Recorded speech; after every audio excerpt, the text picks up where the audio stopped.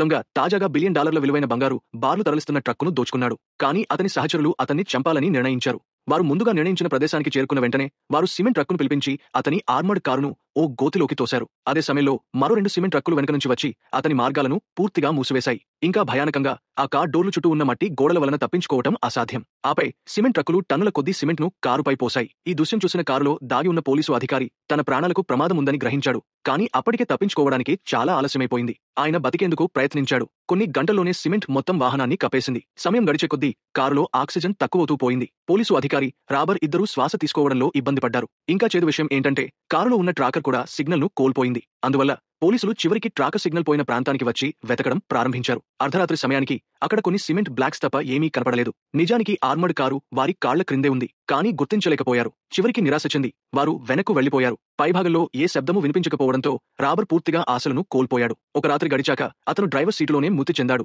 కానీ కార్గో భాగంలో ఎక్కువ ప్రదేశం ఉండటంతో జిమ్మీ మాత్రం ఇంకా కొంతసేపు బతికే అవకాశం కలిగింది. అయినా అతను చావు దగ్గరికి వచ్చాడు. అయితే అదే సమయంలో కారుపై భాగంలో ఒక్కసారిగా రంధ్రం పడింది. అసలు విషయం ఏంటంటే మిగతా దొంగలు బంగారం తీసుకెళ్లేందుకు వచ్చారు. వారి అజాగ్రత్తను ఆసరాగా తీసుకుని జిమ్మీ ఒక్కరిని చంపి తన బలహీనమైన శరీరంతో పైకి ఎక్కేందుకు ప్రయత్నించాడు. కానీ బయట ఇంకా ఎక్కువ మంది దొంగలు వేచి ఉన్నారు. సాధారణ పరిస్థితుల్లో అయితే జిమ్మీ తప్పించుకునే వీలుండేది. కానీ ఇప్పుడు శక్తి లేకుండా ఉన్న అతను వారితో పోరాడలేకపోయాడు. చివరికి రాబర్స్ వాహనం నుండి బంగారం విజయవంతంగా తీసుకెళ్లారు. ఆ తరువాత వారు ఆ బంగారం అధిక ఉష్ణోగ్రత వద్ద కరిగించి వాటిని మొళ్లలో వేసి బంగారు బొమ్మలుగా మార్చారు. చివరికి ఆ బంగారు బొమ్మలను $1 బిలియన్ అమ్మేశారు.